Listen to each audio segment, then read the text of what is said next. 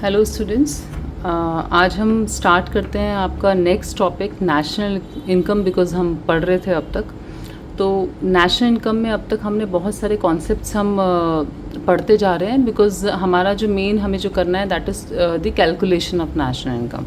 तो national income को कैसे कैलकुलेट करते हैं उसके लिए बहुत सारे कॉन्सेप्ट्स आपको जो हैं वो पहले क्लियर होने चाहिए।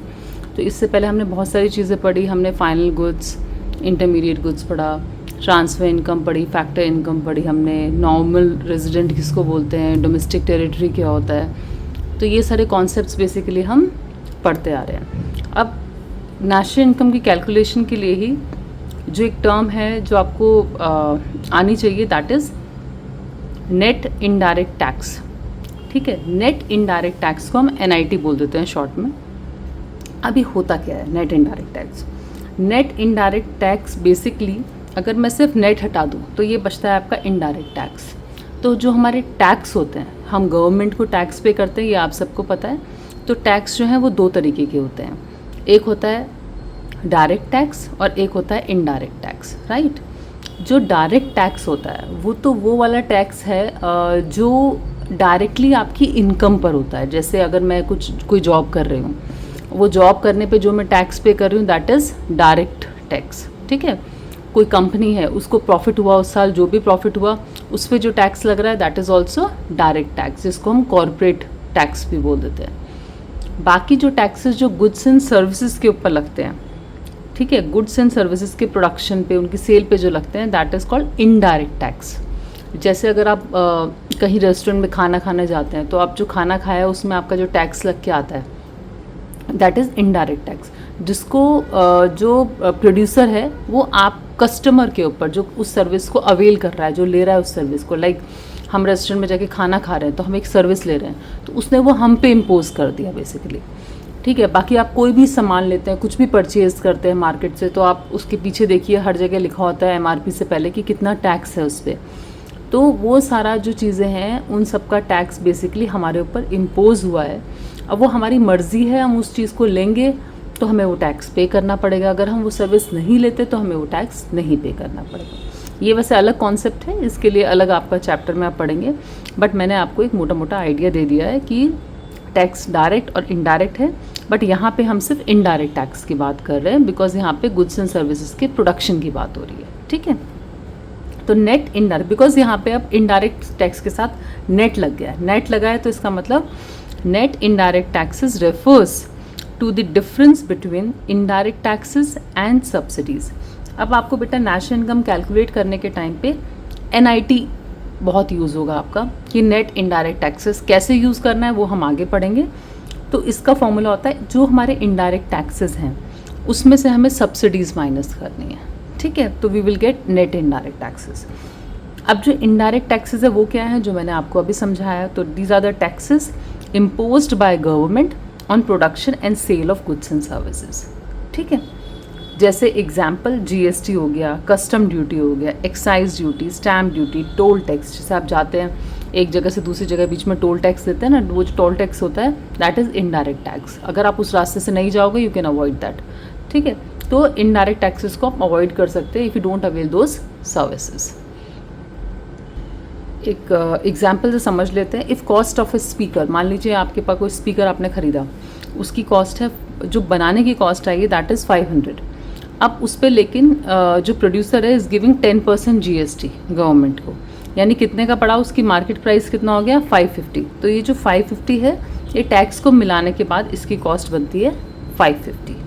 ठीक है, आफ्टर इंक्लूडिंग इनडायरेक्ट टैक्स, क्योंकि वो जो इनडायरेक्ट टैक्स है वो प्रोड्यूसर खुद बॉर्न नहीं करता, वो आगे खुद बेयर नहीं करेगा, वो आगे पास ऑन कर देता है।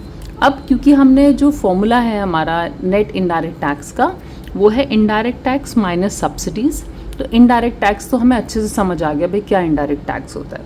अब सब्सिडीज़ क्या होती हैं? सब्सिडीज़ आर बेसिकली फाइनेंशियल और इकोनॉमिक असिस्टेंस, मीन्स एक ऐसी हेल्प होती है, फाइनेंशियल हेल्प होती है जो कौन देता है, प्रोवाइडेड बाय गवर्नमेंट, जो गवर्नमेंट हमें पे करती है, किसको, प्रोड्यूसर्स को, जो गुड्स एंड सर्विसेज बना रहे हैं, दे रहे हैं, to fulfil it social welfare objective. मतलब जो भी वो सोशल वेलफेयर ऑब्जेक्टिव जो भी काम कर रहे हैं, सोसाइटी के लिए काम कर रहे हैं, उस पर जो भी बेनिफिट गवर्नमेंट दे रही है, दैट इज़ कॉल्ड सब्सिडीज़। तो so these are the financial और इकोनॉमिक असिस्टेंस। तो क्योंकि हमारा जो इनडायरेक्ट टैक्स है वो एक बर्डन दे रहा है, लाइक अगर 500 का स्पीकर है तो 10% चार्जेस बिना बात के बढ़ गए, because you are giving GST to government, तो 550 का हो गया। अब 550 सी कॉस्ट अब तक स्पीकर की आ गई, जो हमारी ये है। लेकिन मान लो अब गवर्नमेंट ने आपको क्या किया, सब्सिडी दे दी, एक फाइनेंशियल असिस्टेंस दे दी, एक हेल्प दे दी, जो हम मानते हैं ₹10 की दे दी। तो अब ये 10 रुपीज़ जो है ये आप माइनस कर दोगे, बिकॉज दीज आर बेनिफिट जो गवर्नमेंट से आपको मिला है। तो हमने प्लस तो कर दिया था 50, बिकॉज ये 50 क्या था, टैक्स था 500 में। तो 500 प्लस 50 आपका मिला के 550 बना, जिसमें टैक्स इंक्लूड है। आप गवर्नमेंट ने आपको सब्सिडी दी है, तो you will subtract this 10 rupees, तो you will get 540। So we can say जो एक्चुअल प्राइस पड़ा स्पीकर का उसको प्रोड्यूसर को, दैट इज़ 540। तो सब्सिडीज़ जो हैं बेसिकली इनडायरेक्ट टैक्स में से अगर हम माइनस कर देते हैं तो we get net indirect taxes, ठीक है। और सब्सिडीज़ को हम ट्रांसफ़र पेमेंट्स मानते हैं, जिसे हमने इससे पहले फैक्टर पेमेंट्स और ट्रांसफ़र पेमेंट्स पढ़ा। तो जो भी चीज़ वन साइडेड होती है, क्योंकि गवर्नमेंट सब्सिडीज़ दे रही है आपको, but government is not expecting any thing in return, ठीक है। पे कर रही है, मतलब आपने उसके बदले कुछ दिया नहीं गवर्नमेंट को, सिर्फ आपको वो ट्रांसफ़र पेमेंट कर रही है। So subsidies are transfer payment, one sided जो भी ट्रांजेक्शन होगी दैट इज़ सब्सिडीज़, वो that is transfer payments. I hope it's clear to you. तो बच्चे ये कॉन्सेप्ट आपका बहुत इम्पॉर्टेंट था कि NIT क्या होता है। अब हम नेक्स्ट एक टॉपिक शुरू करते हैं, जिसको मैं आपको कराती हूँ, जो वो भी एक इम्पॉर्टेंट कॉन्सेप्ट है।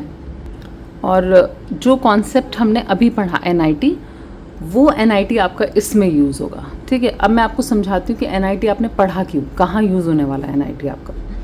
देखो, एक होता है फैक्टर कॉस्ट और एक होता है मार्केट कॉस्ट, या फिर मार्केट प्राइस बोलेंगे उसको, ठीक है।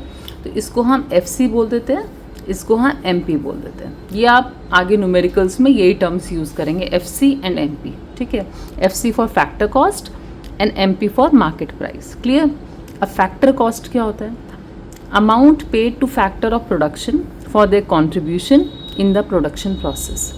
जो भी प्रोडक्शन प्रोसेस में, क्योंकि हमने सर्कुलर फ्लो ऑफ इनकम में आपको समझाया था कि जो फर्म होती है वो हाउस होल्ड्स की हेल्प से फैक्टर सर्विसेज लेके प्रोडक्शन करती है, ठीक है। और उन सर्विसेज के बदले में फर्म को हाउस होल्ड्स को पेमेंट करनी होती है। तो वो जो पेमेंट होती है वो एक खर्चा है फर्म के लिए। तो कोई भी अगर प्रोडक्ट बना रही है फर्म, तो उसका जो खर्चा हो रहा है उस प्रोडक्ट को बनाने का, that is called factor cost, क्योंकि उसने इतनी सारी चीज़ें, लेबर पे करी, रेंट पे किया, है ना, इंटरेस्ट पे किया, तो ये सारा जो खर्चा उसका हुआ है दैट इज़ फैक्टर कॉस्ट। तो वो हमने मान लिया कि 500 का खर्चा हुआ उससे कोई चीज़ बनाने में, जैसे हमने स्पीकर का एक एग्जाम्पल लिया था, हम उसी को मान लेते हैं, ठीक है। अब मार्केट प्राइस क्या होता है, मार्केट प्राइस को हम MP बोलते हैं। This is the price at which product is actually sold in the market. तो मार्केट प्राइस क्या है कि किसी चीज़ को बनाने का जो खर्चा हुआ, उतने में तो कभी भी फर्म अपने सामान को नहीं बेचती जितने में खर्चा हुआ, वो उसमें कुछ ऐड करके तब सामान को मार्केट में बेचती है। तो जितने प्राइस पे वो मार्केट में बेच रही है सामान को, that is called market price, ठीक है। जितने में बना सामान दैट इज़ फैक्टर कॉस्ट, जितने में बेचा सामान दैट इज़ मार्केट प्राइस। तो मार्केट प्राइस हमारा क्या होगा, जो हमने अभी इससे पहले पढ़ा था कि अगर हमारा प्रोडक्ट इज़ ऑफ 500 बनने की कॉस्ट आई है, तो उस पर उसको 50 रुपये टैक्स देना पड़ा, इनडायरेक्ट टैक्स, और उसमें से 10 रुपीज़ की उसको सब्सिडीज़ मिल गई, जिसे हम सब्ट्रैक्ट कर देंगे। तो 540 जो है that is the market price for that product. तो this includes indirect taxes and it excludes subsidies. I hope it's clear to you, ठीक है। तो इसका बिल्कुल सिंपल तरीका है, मार्केट प्राइस जो होंगे, अगर न्यूमेरिकल्स जब आप करेंगे, मार्केट प्राइस से जब हमें फैक्टर कॉस्ट पे आना पड़ेगा, FC पे आना पड़ेगा, यानी MP से if you want to come to FC, तो यू विल सब्ट्रैक्ट NIT, क्योंकि मार्केट प्राइस में आपका NIT मिला हुआ था, ठीक है। तो आप उसको माइनस कर दोगे अगर वापस से आपको फैक्टर कॉस्ट पे आना है, और फैक्टर कॉस्ट से अगर मार्केट प्राइस पे पहुंचना है हमें, तो we will add NIT, clear. तो न्यूमेरिकल जब हम करेंगे तो ये आपको ध्यान रखना है, MP से FC पे आना है, यू विल सब्ट्रैक्ट NIT, और FC से MP पे आना है तो you will add NIT। Clear? मैंने बहुत अच्छे से कोशिश करी है आपको समझाने की। अगर if you like my videos please like them and share them with your friends, और कमेंट करते रहिए, it motivates me. Thank you so much.